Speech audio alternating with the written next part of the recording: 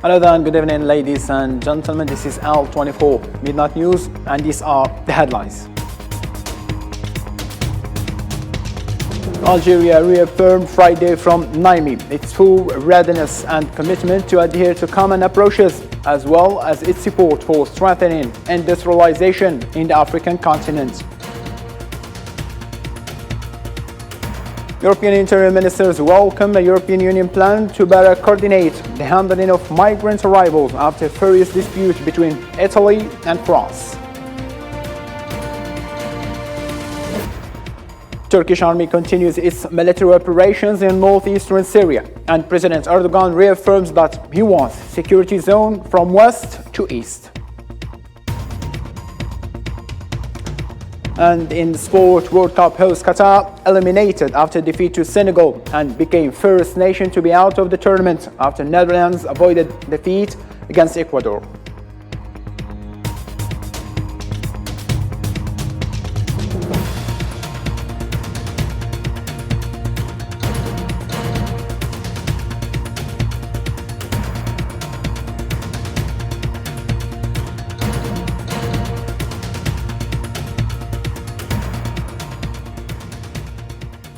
Welcome again. The Algerian Prime Minister Ayman bin Abdulrahman said Friday in Niamey that Algeria has achieved a real industrialization as the country's exports outside in the hydrocarbon sector have tripled from what they were before 2019, thanks to the program of the Algerian President, Mr. Abdelmajid Tebboune. Bin Abdulrahman also pointed out that the Algerian approach was highlighted in industrial and economic diversification as well for the African Continental Free Trade Zone.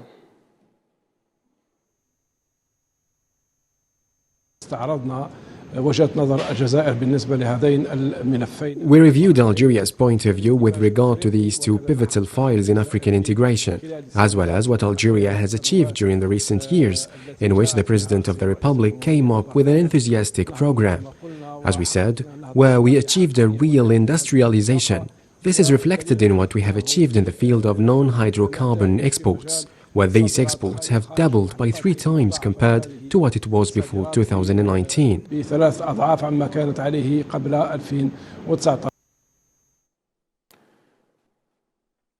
Still in Africa, the 17th Extraordinary Summit of the African Union on Industrialization, Economic Diversification in Africa is an opportunity to affirm that the African continent is rich in underground, natural and energy resources. Mohammed Khattal. The proceedings of the 17th Extraordinary Summit of the African Union on Industrialization and Economic Diversification in Africa, placed under the theme Industrializing Africa, renewing commitments in favor of industrialization and inclusive and sustainable economy, wound up today, Friday, in Niamey, Niger. Prime Minister Ayman bin Abdulrahman, who took part in the proceedings of the summit as representative of the President of the Republic, Mr. Abdelmajid Tebboune, was accompanied by the Minister of Foreign Affairs and the National Community Abroad, Ramtan Lamamra, the Minister of Industry, Ahmed Zagdar, the Minister of Trade and Export Promotion, Kamal Rizig, and the Algerian Ambassador to Niger, Mehdi Ben Khadda. The 17th summit was an opportunity to affirm that the African continent is rich in underground, natural and energy resources and significant capital, in addition to its young demographic in which it should invest. The chairman of the African Union Commission, Moussa Faki Mahamat, said that industrialization in Africa is based on agriculture. Industrialization in Africa is based on agriculture on account of the great importance it has. Industrialization and economic diversity, as well as the free trade area in Africa, cannot be achieved without the political will and the unity of African Union member states. African leaders should be endowed with political will, unity and determination to achieve industrialization and economic diversity in the continent and embark on the journey of digital transition through continuous training and research works and the use of ICTs as a lever. Reviving the agreement providing for the establishment of the free trade area and its relation to industrialization and the fiscal power of governments, as well as job creation, technological renewal, and the organizational power to improve the competitiveness of industrial performance, in addition to regional industrial value chains, were among the topics discussed during the summit. President of the Sahrawi Arab Republic, Ibrahim Ghali, participated in the extraordinary summit of the African Union on industrialization and economic diversification in Niger's capital, Niamey, a participation that embodied the justice of Sahrawi cause and its presence on the continent and internationally. This participation confirmed the inaccuracy of Moroccan occupation's thesis, which conspires against Sahrawi's right to self-determination. And in this regard, we have previously contacted Mr. Mawloud Saeed, a Sahrawi representative in the United States, who has the following to say about the Sahrawis' diplomatic gains. What's very important here is for the Moroccans that they try to deny the press. As you know, the Sahrawi Republic is not just a member of the African Union, but a full-fledged member of the organization and a founder of the African Union. So it's just logic and normal that the President of the Sahrawi Republic takes part in all the African summit, because the Sahrawi Republic is present in all the events, conferences organized by the African Unity. And this one is the one which is now held in Niamey, in Niger. It's another head of state meeting. And of course, the Sahrawi Republic is present through the President Ibrahim Ghali. Also, Mr. Mawloud stated that participation of the Sahrawi President Ibrahim Ghali in the African Union meetings represents the continent's stand for the just cause. What's very important here is for the Moroccans that they try to deny the presence of the Sahrawi Republic or the existence of the Sahrawi Republic, and yet they are sitting next to us in the African Union, and they subscribe to the African Union Charter, and by doing so they recognize all the member states, including the Sahrawi Republic, and the integrity of each member state. So this is just another way of this conference of reaffirming the existence of the Sahrawi Republic and in playing its role as a full member of the African Union. Still with the Sahrawi Republic, on the International Day for Elimination of Violence Against Women, a group of Sahrawi women and human rights defenders in cooperation with human rights associations launched an event aimed at exposing the systematic methods of violence participated against Sahrawi women in the occupied territories by telling 16 stories of 16 Sahrawi women who suffered from oppression of Moroccan occupation because of their calls for freedom and the right to self-determination, demands that Moroccan occupier seeks to destroy in every possible way.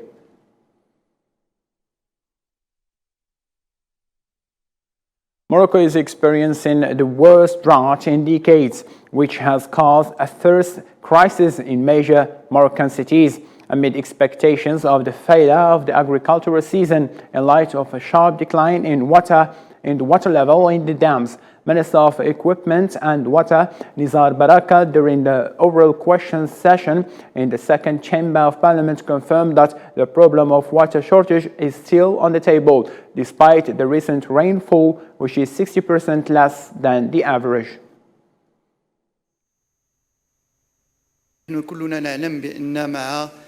We all know that there are climatic changes, and this has a great impact on our country, and therefore we will pass from the stage of water stress to the stage of water scarcity. According to international reports, there may be a decline in water imports between 20 to 30% over the year 2015. According to international reports, there may be a decline in water imports between 20 to 30% over the year 2050. It is necessary that we also confront the problem of wasting water, and it is necessary to work as well to change our practices.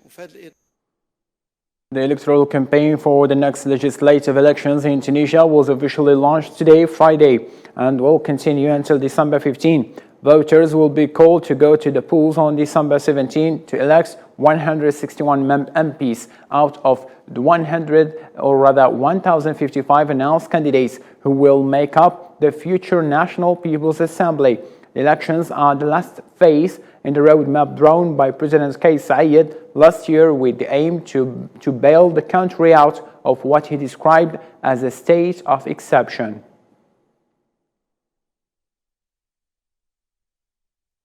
The Algerian ambassador to Mauritania, Mohamed Benattou, said that solidarity with Mauritania is one of the constants of Algeria policy in the region, stressing that his country has always provided assistance to Mauritania in various fields. This came during a ceremony organized by the Algerian embassy in Nouakchott Thursday on the occasion of the 68th anniversary of the revolution, November 1st, 1954, attended by Mauritanian ministers and officials. The Libyan National Unity Government denounced the recommendation issued by the European Parliament during its last meeting regarding its demand to cancel the two memorandums of understanding relating to the separation of maritime borders and all exploration in the Mediterranean signed with Turkey. The Libyan Minister of Foreign Affairs, Najla Al-Manqoush, expressed her country's firm stance, rejecting any provocation targeting its sovereignty or attempting to undermine bilateral relations between it and its neighbors in the Mediterranean during her meeting with the foreign policy representative of the European Union, Josep Borrell. Malian Prime Minister announced on Friday he was fit to resume office after 3 months of health leave. Maiga's announcement was made during his meeting today, Friday, with the president of Mali's transitional government, Assimi Goïta.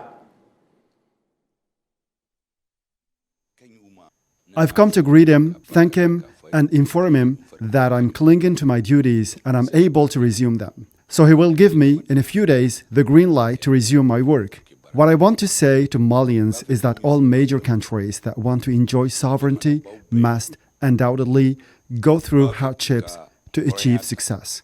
We are doomed to success. All the Malians agree with that. We have spent a year informing them, and thank God the Malian people understand it. We have no doubt in our success.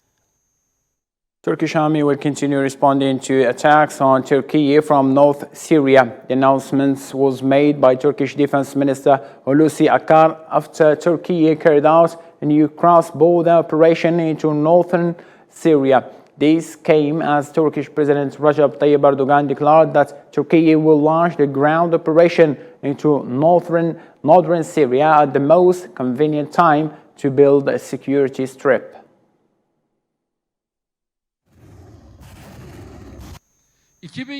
We also defend, through the security belt that we are building outside of our borders, the rights of millions of innocent women and children. We hope to complete this belt across all our borders from east to west as soon as possible to allow our citizens and the people who live there to look forward to a better future. Armenia's foreign ministry said on Friday that Azerbaijan has ignored an Armenian proposal for a peace deal that the TASS news agency reported, citing a statement early on Friday. Azerbaijani President Ilham Aliyev accused Armenia of undercutting peace talks by insisting French President Emmanuel Macron should participate in the process, something Baku is opposed to. Aliyev said Macron had attacked and insulted Baku and should not act as a go-between. The Polish president said on Friday that it's Germany's decision where its Patriot air defense units are stationed, hoping that it would be better for Poland's security if they were on Ukrainian territory near the border. Germany said on Friday it was discussing with allies Poland request the German Patriot air defense units he sent to Ukraine after NATO's chief suggested that military alliance might not oppose such a move. The president of Poland, Andrzej Duda. Ale decyzja w sprawie ich rozmieszczenia. The decision about the location of Patriot air defense units rests with the side that has these rockets, the system on its disposal, which in this case is the German side, our NATO ally. Sojuszników w ramach NATO do Niemiec. In Russia-Ukraine crisis, officials in Ukraine and Russia said that both countries carried out the latest in a series of prisoners of war exchanges on Thursday, with both sides handing over 50 people. Russia's defense ministry released video of men it said were the freed Russian soldiers that Ukraine had released Kiev and Moscow have so far swept over 1,000 prisoners of war since the beginning of the conflict in Ukraine in February. Russian President Vladimir Putin revealed on Friday that he sometimes chats by phone to soldiers participating in Russia's special military operation in Ukraine. Speaking at a meeting with the mothers of military personnel taking part in the special military operation in Ukraine, Vladimir Putin said that he has spoken to some soldiers on the phone and was surprised by their mood and their attitude to the matter.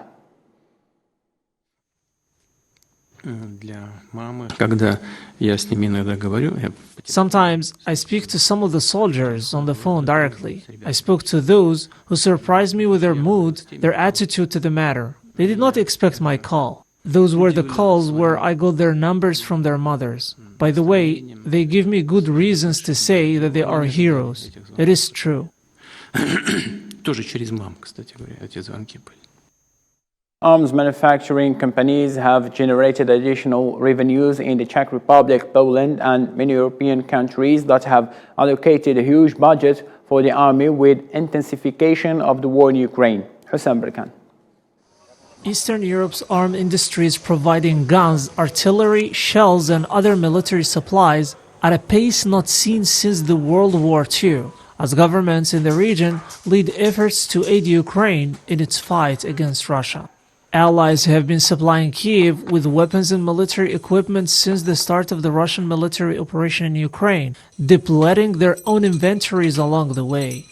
Of course, the main support comes from the Polish government, but we also participate in carrying out these tasks in the production field.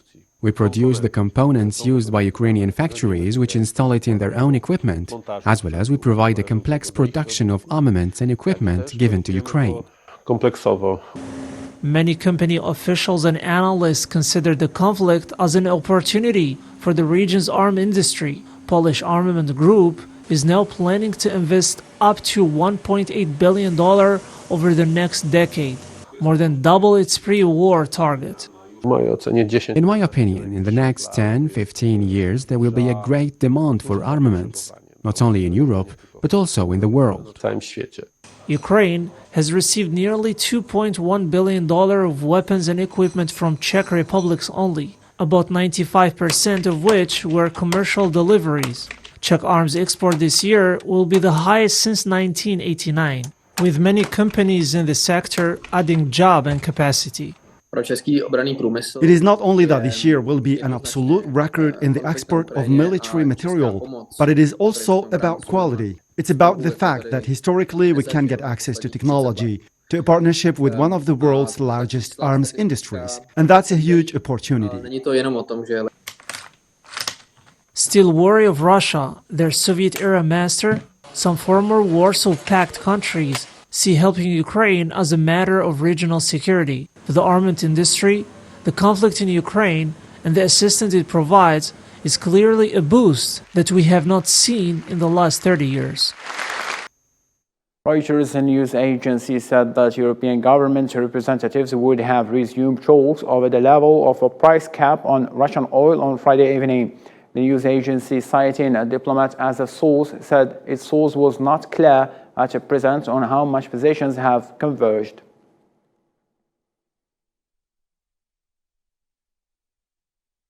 European Union interim ministers gathered for an emergency meeting on Friday to try to ease tensions over illegal migration, where they endorsed a new plan that would see closer coordination between EU national authorities and humanitarian non-governmental organizations on migrant rescues. Nabil Khazini. Migration is again at the heart of European concerns. 2 weeks after the latest crisis in recent weeks between Italy and France over the reception of 234 migrants stuck for days on board the Ocean Viking, EU leaders gathered again to find a new way of managing migratory flows which mainly pass through the center of the Mediterranean. The migration situation today is the topic for every country of the whole EU. And we also want to open the debate also for all countries, and we want to speak about all migration routes. The management of migratory flows is a complex matter for the EU. The European bloc is unable for years to agree on a real common policy in this regard. Of course, the focus will be on the central Mediterranean route and the action plan that we presented earlier this week, covering three main areas of issues. First, how we can improve our partnership with the countries of origin and transit. Then how we can better coordinate search and rescue operations in the Mediterranean. And thirdly, how we can improve solidarity and burden sharing.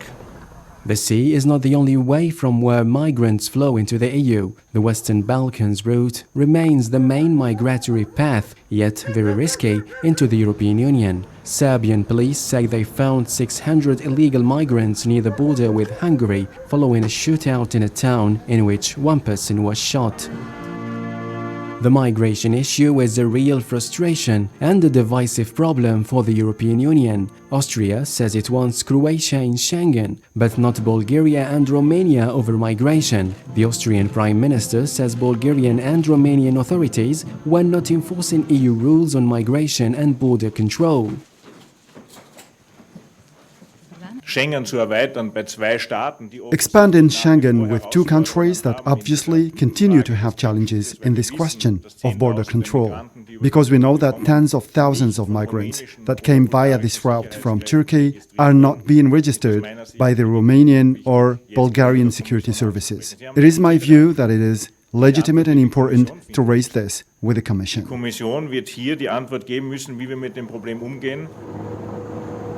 Since the start of 2022, nearly 280,000 irregular migrants have arrived in Europe. However, the phenomenon remains measured and far from the years 2015 and 2016, when more than 1 million migrants arrived there from illegal routes.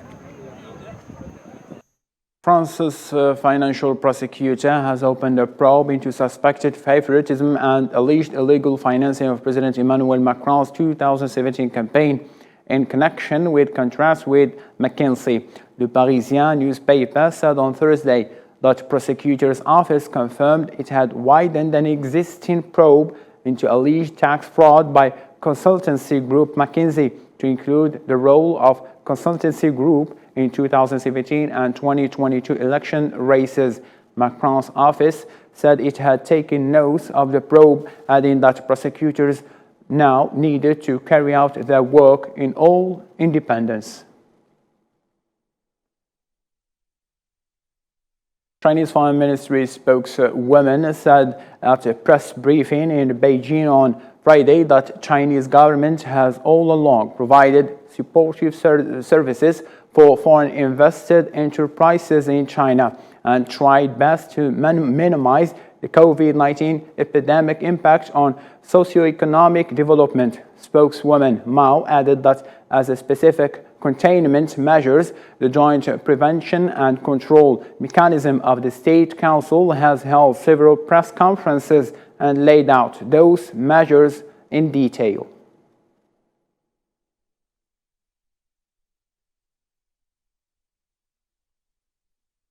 And now for more international news, let's follow this roundup by Maroblew.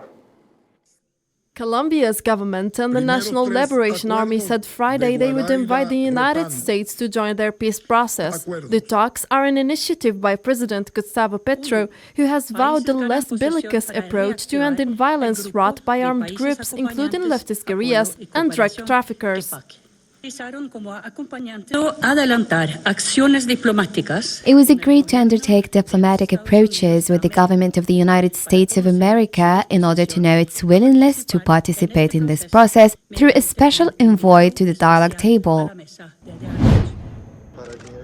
At least 3 people, including an adolescent girl, were killed and 11 others wounded Friday when a gunman opened fire on 2 schools in southeastern Brazil, according to authorities. The mayor of the town in Espírito Santo state said a group of criminals had attacked the first school early Friday.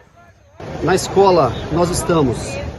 At this school where we are, there were 11 victims. 2 victims died and 9 were rescued. At another school, we had 3 victims, where 1 unfortunately died and 2 were rescued at the hospital.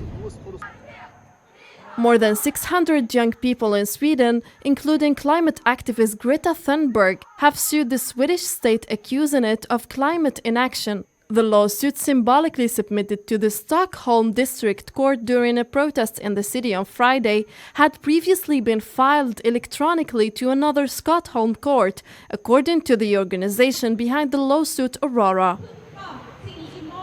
Well, by not treating the climate crisis as the crisis it is, Sweden isn't respecting the European Convention of Human Rights, which guarantees people in Sweden fundamental human rights to life, to health, to non-discrimination, etc. And we argue that the climate policy they're running, by being so insufficient, which is a scientific fact, it's in violation of the European Convention by not guaranteeing our human rights. Some workers at Amazon sites in Germany and France downed tools on Black Friday as part of a move across the world to target the online retailer on one of the busiest shopping days of the year with calls for better pay. The Make Amazon Pay initiative, which made the call for strikes, said industrial action was planned in more than 30 countries, including the United States. Ending up with the sport host Qatar have been eliminated just 2 games into the World Cup after a 3-1 defeat to Senegal at Thumama Stadium. Qatar is rooted to the bottom of the Group A with 1 game to play and became the first team to be knocked out of the competition after Netherlands avoided defeat against Ecuador later on Friday. On the other 3 games, the Netherlands has made a 1-1 goal to Ecuador, while Iran secured 2-0 victory against Wales. And lastly, USA couldn't yet score its first win with a goalless draw against England. And on what followed the table of the results.